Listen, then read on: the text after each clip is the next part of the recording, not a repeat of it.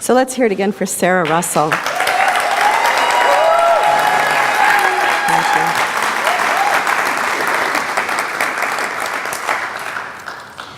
So this year we are on an inner pilgrimage because of the transition that we are going through by this building project that we're in. And so I invite you to join us on this pilgrimage. And one of the ways you can do that is by getting the book, The Way of the Pilgrim, by Christine Walters-Pantner, and going deeper into the subject. And I'll be kind of covering different chapters throughout the year. So one way that you can deepen this process is by becoming a part of a home group. And if you're interested in that, or if you're already in one, we invite you to use these tools. You can indicate your interest by signing up at the program table in the lobby following the service. So in our study so far this year, we have answered the call to a pilgrimage, and we do that by packing a bag or making a decision that we're going to go somewhere or booking our flight, by getting plans for a new building and having those discussions. And then the second part was packing lightly. So we've explored packing lightly, like what do you take with you on a trip, and what do you need to let go of? So that has us looking at the different endings that we have in life. For the past month, we've been in the threshold, and I know some of you are like, can we get out of the threshold already? Could we walk through the door? Hello. So we're going to walk through that door today. We're going to move on.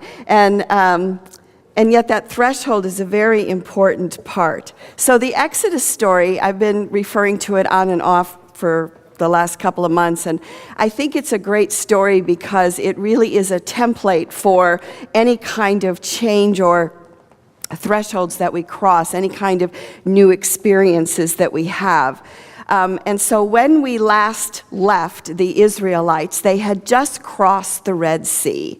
And again, the story is that you could do the Cecil B. DeMille version where the seas part and they go through and it's very dramatic. Another version is that it was the Reed Sea, which was kind of swampy and muddy. And when the Egyptians went after the Israelites, their chariots got caught in the mud and could not follow them. Either way, it's sort of like the loaves and the fishes we talked about last week. Either way, however the miracle happens, it's a miracle. And as Rose read earlier, the scripture from the book of Exodus about the dance of Miriam. And I just want to share just a piece of that again. The prophet Miriam, Aaron's sister, took her tambourine, and all the women followed her, playing tambourines and dancing. And Miriam sang for them, "Sing to the Lord, because he has won a glorious victory." So you get this whole image of Miriam and everybody dancing, and they're celebrating, and they're having this great time because finally they got out of Egypt. Finally they crossed the Red Sea. Finally they have defeated the Pharaoh. And we too celebrate when we cross the threshold, right? When you get married, we have the wedding reception. It's important that we have these celebrations and these parties. We should celebrate when we graduate from high school or college or whatever it may be. It's very important to celebrate and mark those moments. And then once the celebration ends, then the real work begins, doesn't it? When you graduate, then you got to find a job. You get that job position or that promotion that you wanted, and then it's like, all right, now I got to show up with new skills that I may or may not have. You get married, you go to the honeymoon, and it's like, okay, now the work and the love of relationship really begins. You become a parent, and then you're staying up all night, right? Calling for all these other different skills. So when a new door is opened for us, it calls for new skills and a new way of being. And at first, we may feel a little lost in this world. And this is what happened to the Israelites. They crossed the Red Sea. They're so happy. They've closed the door to Egypt. They're free to go into the promised land, only not so much. So they do this crossing, and they end up in the wilderness. And all of a sudden, it's like Amelia's upset.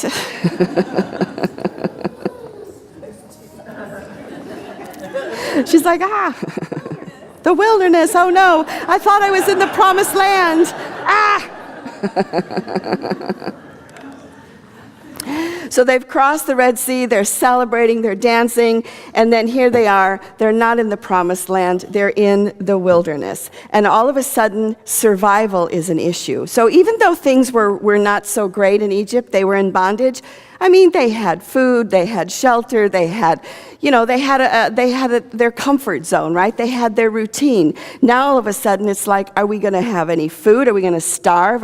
Where's the water? Where are we going to stay? And so they're complaining. And as we would, right? As we would. It's like, I thought this was going to be so great. Now it's not. And in Exodus 16, they say to Moses, because they don't have any food, they said, if the Lord had killed us back in Egypt, there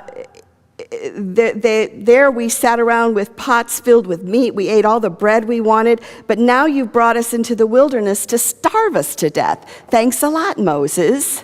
Thanks a lot.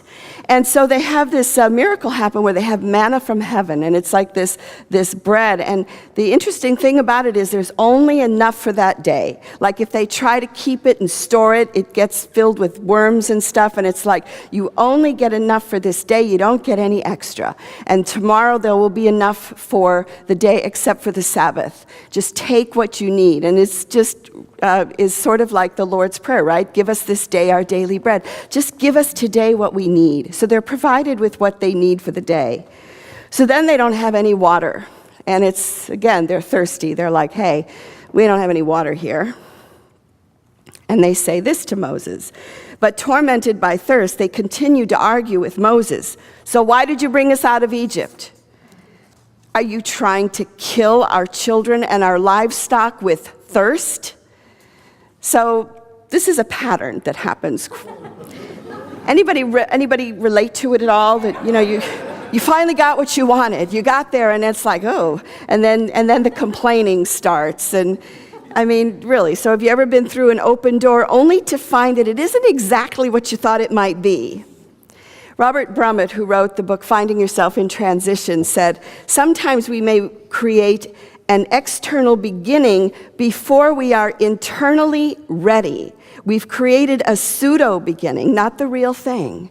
So sometimes we jump into a beginning, but our consciousness hasn't caught up with us yet. We're not really ready for this new beginning, and so it's kind of really shaky, and we have to, wait to get through that. So, but Robert Brummett said, one way to tell if the new beginning is kind of an authentic new beginning or a pseudo beginning is to ask yourself, is this new beginning a choice or is it an addiction, right? And one way to look at that is you end a relationship and then boom, you're right into another one, right? Or moving and changing. And what we find is if we're not ready, if we haven't really assimilated the past, we end up recreating it. Have you ever heard of, or maybe you've moved to a new place and it's like, I've got the same situation again. Or you go from one relationship to another and go, I'm in the same situation again. So he's talking about the idea of having to change on an internal level before we have a change in the outer. So a shift in consciousness has to happen before we can fully walk through a new door. So, back to Moses. And in the midst of the Israelites is Moses this whole time that they're going through this change. And Moses represents the I am that I am, right? That unchanging principle that they always have access to that presence. So Moses goes up to the top of the mountain to receive the 10 commandments. And as he's coming down, the Israelites have gone back to their old ways. They have melted down all of their gold and they've built a golden calf. So when Moses comes down the mountain, they're having a party and they're celebrating and they're worshiping the golden calf. Remember this scene from the movie 10 Commandments, And he's got those tablets and he smashes them and he's mad and he's yelling because, what's happening is, again, they're not ready. And so they're going back to their old ways. They're worshiping their old gods. Now, what's interesting to me about this story is I must have read it hundreds of times, and I found a scripture or a verse in the scripture that I hadn't seen before, and I want to share that with you. This is after Moses comes down from the mountain and he's smashed the tablets. When Moses approached the camp and saw the calf and the dancing, his anger burned, and he threw the tablets out of his hands, breaking them to pieces at the foot of the mountain. And he took the calf the people had made, he burned it in the fire, then he ground it into a powder, scattered it in the water, and made the Israelites drink it. That's some bad stuff. I was like, wow, Moses was mad. I didn't know he did that. But when we look at this story metaphysically and metaphorically, the idea is that they drank this gold, they drank the calf. We have to fully assimilate all the situations from the past before we can fully and completely enter into the present and into the future and walk through the new door, right? When we don't assimilate the past, then we simply keep repeating these patterns. It is released and it's melted down, and it's consumed with consciousness. And it must be transmuted and assimilated through awareness, acceptance, and forgiveness. So it's all about doing our inner work, right? So when an internal change happens, then the outer change shifts. And we can force an outer change, but again, to have it fully in alignment is to have that inner change as well. So all this is going on, and guess what? The people are still complaining. They're still complaining. And so God finally had enough. He got mad and he said, all right, anyone over the age of 20 who has murmured against me shall not go to the promised land. Again, it's pretty harsh, right? And so what happens is they end up wandering in the wilderness for 40 years. How long is 40 years? It's as long as it takes. Sometimes a transition takes longer than we think. Sometimes a transition takes longer than we would like it, right? We would like it to happen, boom, just like that. And so an old generation of consciousness needs to die before we're ready to take the next step. Einstein said it this way: no problem can be solved from the same mind that created it. So if we want different results, we need to begin to shift the consciousness and to think differently. So this story really is the story of spiritual awakening. Egypt represents being in material consciousness. The Israelites represent spiritual consciousness. So there's an awakening that happens.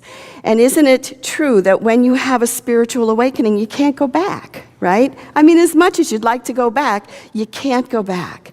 And I think the breaking of the 10 Commandments is that, once we have a spiritual awakening, we don't need the 10 Commandments on the wall because the 10 Commandments are inside of us. I mean, we already know not to steal, not to covet your neighbor, not to kill. It's within us. And so there's a shift that happens, and we cannot go back. And it may, again, take longer than we would like, but there's that shift. So last week, when I was talking about borders and boundaries, and I shared the story about the leaders in North and South Korea of Moon and Kim and how they walked over each other's borders and how powerful that was, and the commitment on Kim's part that we're going to stop nuclear testing, and we're going to work together, and we're going to live in peace, and we're going to be one people, or at least in consciousness, and. The part of me is like, what's this shift here? Why did that happen all of a sudden? And one of the things that I read this week was the mountain where the nuclear testing has been going on is collapsing. And the whole program has collapsed, the nuclear test site underneath it. So the mountain is, because it caused so many earthquakes, is collapsing. And so it's interesting that could be what is causing this shift in consciousness that's taking place. Because sometimes a crisis will push us into a shift in consciousness that we may not make on our own. So Bob Brummett in his book talks about the idea of a crisis. And he says, that when we're faced with a crisis, it is an invitation to transformation. Imagine that every time you are in a crisis situation, that it's an invitation to something greater in yourself. And what would it be like if we could meet each crisis with mindfulness instead of like, crisis is coming, gotta run, gotta distract myself in some way. That it's an invitation to transformation. So we're on all these different thresholds that are happening in the world and in our lives. Kelly talked a couple weeks ago about the earth in its threshold, in its transition. And we are in a crisis, but we're called to a transformation, right? No problem can be solved from the consciousness that created it. So what is the shift that's happening in you right now? And what is that new door that you're walking through? And have you fully assimilated the golden calf, something that you had been worshiping or holding on to? So if our ushers could come forward, we have a gift for you this morning, and that is in a way that we can make this inner pilgrimage deeper for each of us. We have created a passport for you because, hey, if you're going to go on a pilgrimage, you need a passport, don't you? And so Annie, in her creativeness, has created that.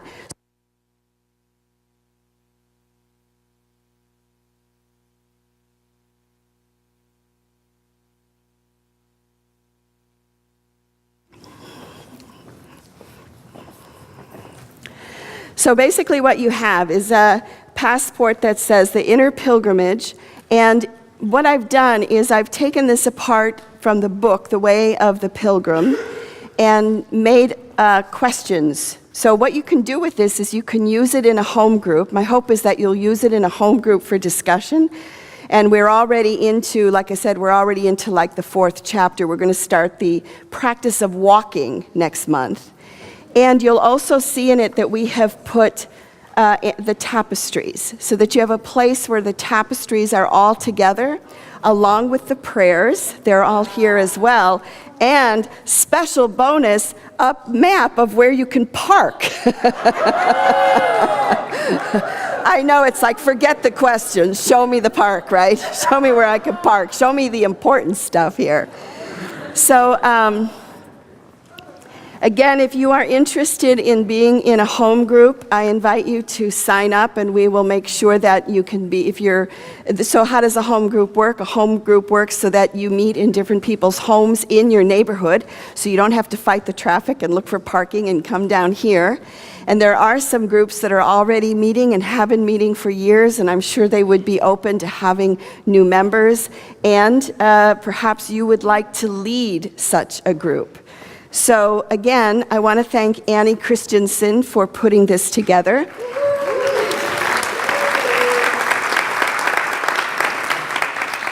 And she said, if you want your picture in it, by the way, the new members, you should look at their passports because they all got their picture in their passport. So if you would like your picture in your passport, she would be happy to do that for you. She'll just take off the top cover and do that for you. So you need to check with Annie on that. So we are at a threshold. And I put in your program a thing about open doors and doors. Like a door can be something that locks you in, or a door can be something that opens for you.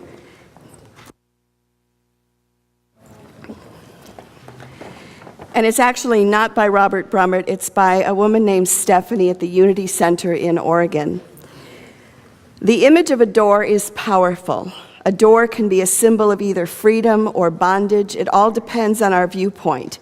A door is a meaningful symbol because it represents both entering and leaving. Some doors we face lead us away from a phase or period of life we are complete with. Others allow us to enter into new beginnings and untried paths. We can trust in spirit as we confidently open new doors and opportunities to our good and release that which no longer serves us. I invite you to affirm, with God as my guide, I boldly and confidently open the door to my good. Would you affirm that with me? With God, Spirit as my guide, I boldly and confidently, let's say it again. With Spirit as my guide, I boldly and confidently open the door to my good. And just imagine that you're opening that door. See yourself opening that door, walking through it, seeing that good, whatever it is. And one more time, with Spirit as my guide, I boldly and confidently open the door to my good. And it is so.